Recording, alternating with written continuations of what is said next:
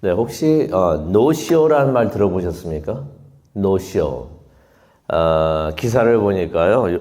요즘 그 한국 외식업계에서 노쇼 때문에 고생을 하는 분들이 많이 있다고 합니다. 그 노쇼가 큰 이슈가 됐었어요.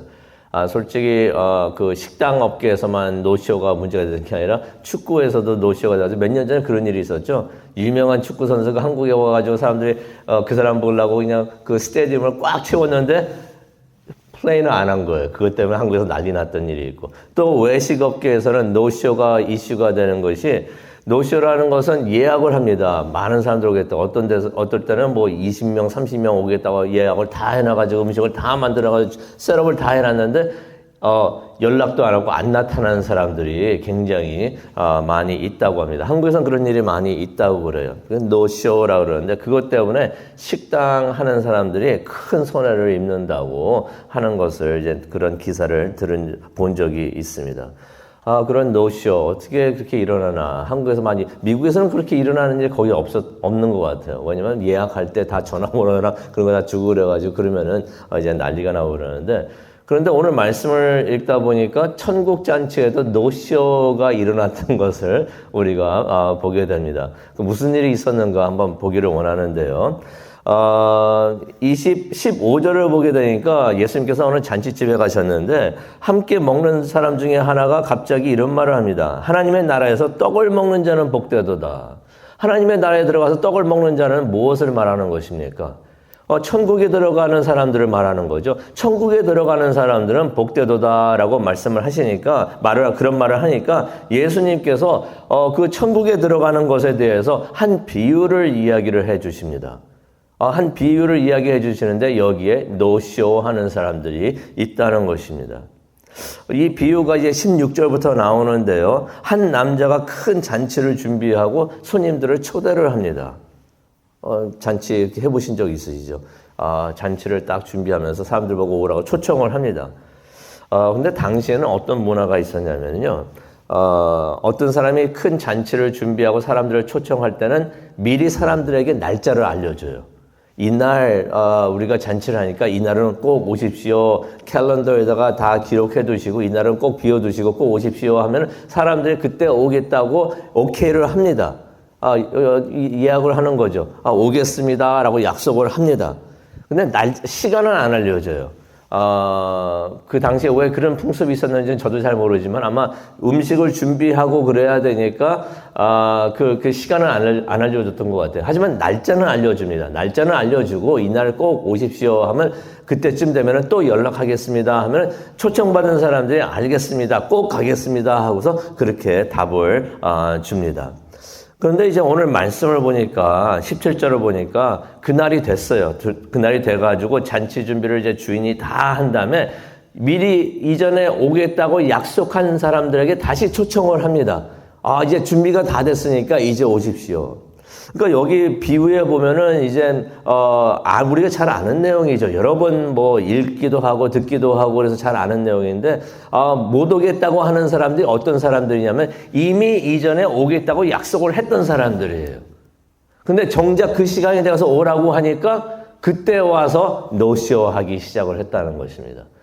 무슨 핑계가 많아요. 이것 때문에 못 가고 저것 때문에 못 가고. 날짜를 몰랐던 것도 아니고 날짜를 알고 있었는데 시간만 몰랐었는데 그렇게 말들을 했다는 것입니다. 그 핑계들이 이제 18절부터 나오죠. 다시 한번 보기를 원하는데요. 이 사람들이 무엇을 말하는가? 한 사람은 이런 말합니다. 밭을 샀는데 내가 좀 밭을 보러 가야겠습니다. 요즘에도 그렇지만 땅 사는 일이 쉬운 일이 아니죠. 요즘에도 땅 사는 일, 땅 사기 위해서는 몇 번이나 가봐야 되고, 그거 뭐 계약서 쓰는 것도 굉장히 복잡하고 오래 걸리는데, 당시에도 땅 사는 일이 쉬운 일이 아니었던 것입니다. 그런데 그러면 이미 가서 땅을 다 봤을 터인데, 갑자기 잔치를 할 그 시간이 됐다고 오라고 하니까, 못 온다고 그러는 것이. 무슨 이유였습니까? 땅 보러 가야 된다고. 큰 돈이 들어가는 일이기 때문에 이전에 이미 땅을 다 봤을 터인데 왜 이제 와서 또 땅을 보러 가야 한다고 하는가? 마치 땅을 안 보고 산 사람처럼 그렇게 말을 하는 것을 보게 됩니다. 내가 큰 돈 들여가지고 땅을 샀는데 땅 좀 보러 가야겠습니다.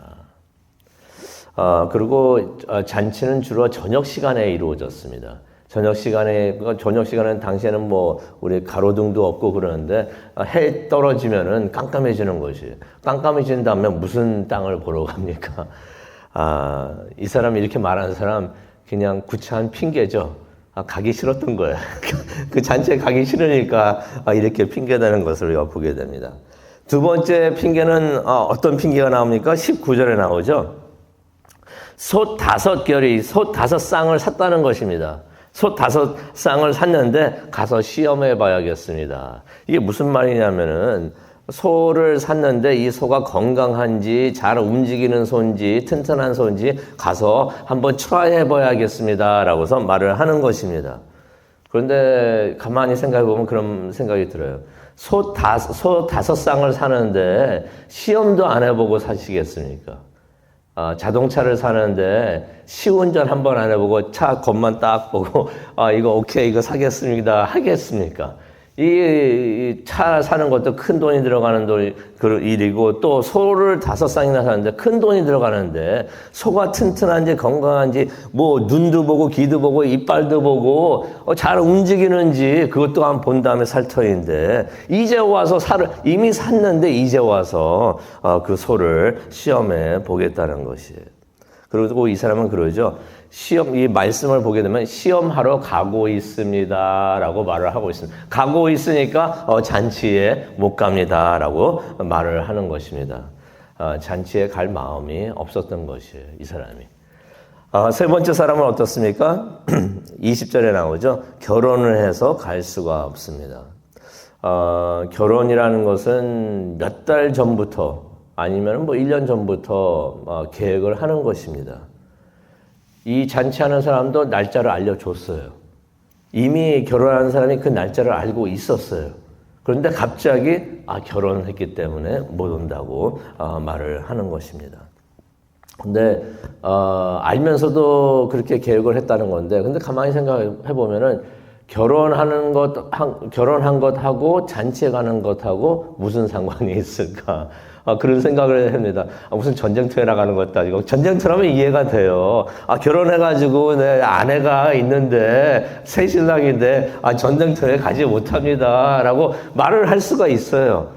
옛날에도 그런 경우에는 뭐 군대 가고 그러는 거 좀 봐줬다고 하는 거를 제가 들은 적이 있는데 근데 그게 아니잖아요. 잔치집에 가가지고 한두 시간 있다가 오르고 그러는 일인데 그거를 못 간다고 말을 하는 것이에요. 이것도 구차한 핑계가 아니었는가, 그냥 가기 싫었구나 하는 것을 우리가 생각을 해봅니다. 근데 이 말씀이, 이 비유가 거기서 끝나질 않습니다. 그 결과가 있습니다. 주인이 나오죠. 21절에 보니까 잔치를 열고 초청을 했던 사람들, 그 노쇼에 당한 그 주인이 되는데 이 주인이 그 핑계들을 듣고서 크게 노했다라는 말씀이 성경에 나옵니다. 잔치를 열었는데 이미 다 오겠다고 약속을 해놓고서 정작 그 시간이 되니까 전부 다 나타나지를 않았던 것이에요. 그래가지고 이 주인이 크게 노하면서 두 가지를 명을 합니다. 첫 번째는 어떻게 명령을 내리냐면요. 종들에게 뭐라고 그러냐면 길거리에 나가가지고 사람들을 다 데리고 오라. 사람들 다 데리고 오라는 것이에요. 근데 데리고 오라는 사람들이 좀 특이합니다. 21절을 보니까 가난한 사람들을 데려오고 몸 불편한 자들을 데려오고 맹인들을 데려오고 걷지 못하는 사람들을 데리고 오라. 이전에 초청을 받아가지고 온다고 했다가 안 오는 사람들은 무엇이라고 우리가 볼 수가 있습니까? 부자인 사람들이고 몸이 불편하지 않은 사람이고 잘 보는 사람이고 잘 걸어다니는 사람들이고 이런 성한 사람들이었다는 것을 우리가 알 수가 있어요. 이 사람들은 들어온다고 해놓고서 들어오지 않으니까 주인이 뭐라고 합니까? 그렇다면 가난한 자들을 데리고 오라. 몸 불편한 자를 데리고 오라. 맹인들을 데리고 오라. 걷지 못하는 사람들을 데리고 오라. 라고 말을 하는 것을 우리가 보게 됩니다. 예수님께서 누구를 위해서 오셨다고 그러셨나요? 병든 자를 위해서 오셨다고 그랬죠. 몸이 불편하고 또 가난한 자들아 하면서 축복을 내려주신데 마음이 가난한 사람들을 말하는 것입니다. 내가 다 있어서 구세주가 필요 없습니다. 내가 다 가지고 있어서 당신이 주는 그 잔치 내가 꼭 안 가도 됩니다 하는 사람들은 내버려 두라는 것이에요. 대신 내가 가난하기 때문에 잔치에 가서 먹어야겠고 내가 몸이 불편하기 때문에 이 자리에 가야겠습니다 라고서 그렇게 하는 사람들은 다 들어오게끔 하라는 것입니다. 그러면서 23절에 그러죠. 내 집을 꽉 채우라. 온다고 하는 사람들은 거절하지 말고 오겠다고 하는 사람들은 다 불러들이라 라고서 그렇게 말하는 것을 우리가 보게 됩니다. 이것은 비유죠. 비유인데 구원에 대한 비유인 것입니다. 하나님께서 누구들을 천국에 초청하시고 누구들을 겸손한 자들을 구원의 천국에 초청하시고 들어오겠다고 오게 해달라고 구하는 사람들은 다 들어오게 하시는 것을 우리가 보게 됩니다. 그러면서 24절에 보니까 두 번째 명령을 내리는데요. 초대받고 거절한 사람들은 한 명도 못 들어오게 하라. 오지 않겠다고 하는 사람들은 받아들이지 말라는 것이에요. 만약 그 사람들이 뭐 나중에 가죠. 나중에 내가 시간 나면은 지금은 좀 힘들고 나중에 내가 좀 시간이 나면은 가겠습니다. 그런 생각을 했다면 그게 큰 오산이라는 것이에요. 나중이 없을 수가 있다는 것입니다. 우리가 신앙생활을 하다 보면은 그런 분들 많이 만납니다. 지금은 내가 좀 바쁘니까 나중에 좀 시간이 나면은 여유가 생기면은 그렇게 생각을 많이 할 때가 있는데 그게 큰 오산이 될 수가 있다는 것이. 나중에는 기회가 없을 수도 있다는 것입니다. 근데 이런 생각이 들어요. 초청받은 그 자체가 축복이 아닌가 생각이 듭니다. 초청받아가지고 그 잔치에 갈 수 있다는 게 이게 축복이 아닌가 생각이 됩니다. 우리 그 초청받아가지고 천국 잔치에 우리는 갔어요. 그래서 우리는 얼마나 축복받은 사람인가 그렇게 생각이 됩니다. 앞으로 이제 그 잔치하는 날이 오는데 우리는 간다고 약속을 했고 끝까지 믿음을 지키면서 예수님께서 오셔가지고 이제 모든 것이 다 준비됐으니까 이제 천국에 들어오라 할 때 아멘 하면서 우리는 달려가기를 원합니다. 예수님께서 오라고 하실 때 다른 시간이 뭐 할 일이 있습니다 하면서 안 되겠습니다 말을 하는 게 아니라 우리는 그때 달려갈 수 있는 우리 모두가 되기를 원합니다. 우리 가족도 그랬으면 좋겠고요. 우리 친구들도 그랬으면 좋겠고 다 준비가 됐다가 오라고 하실 때 가는 것이 축복이 아닌가 생각을 해봅니다. 솔직히 천국에 들어가는 거 우리는 할 게 아무것도 없어요. 17절에 보면 뭐라고 말씀하십니까? 모든 것이 다 준비가 되었다라고 말씀하십니다. 이 잔치를 연부는 하나님이세요. 하나님께서 하시는 말씀입니다. 모든 것을 내가 다 준비를 하였다. 하나님께서는 예수님을 통하여 십자가를 통하여 예수님의 죽음과 부활을 통하여 잔치 준비를 다 하셨다는 것이에요. 우리가 할 일은 아무것도 없습니다. 우리는 초청을 받았는데 그냥 나타나기만 하면 되는 거예요. 거기 가겠습니다 하고서 나타나기만 하면 되는 것이에요. 그렇게 하면은 잔치에 들어가고 우리가 천국에 들어가서 큰 복을 받게 되는 줄로 믿습니다. 그런데 아직도 우리 주위에서는 많은 사람들이 여러 이유 때문에 천국 잔치를 거절하는 사람들이 많이 있는 것을 우리가 보게 됩니다. 다 준비된 구원인데 그냥 들어오기만 하면 되는데 그것을 거절하는 사람들이 많이 있는 것을 보게 됩니다. 근데 그 이유들이 여기 성경 비유에 나와 있는 이유들 바로 그 이유들이에요. 땅을 샀기 때문에, 소를 샀기 때문에, 결혼 때문에, 뭐가 바빠가지고 내가 무슨 일 때문에. 솔직히 땅 사고 소 사고 결혼하는 거 이것들이 나쁜 것은 절대로 아닙니다. 하지만 이것들 때문에 천국 잔치에 들어갈 수가 없습니다 말을 한다면 이것들이 문제가 된다는 것이에요.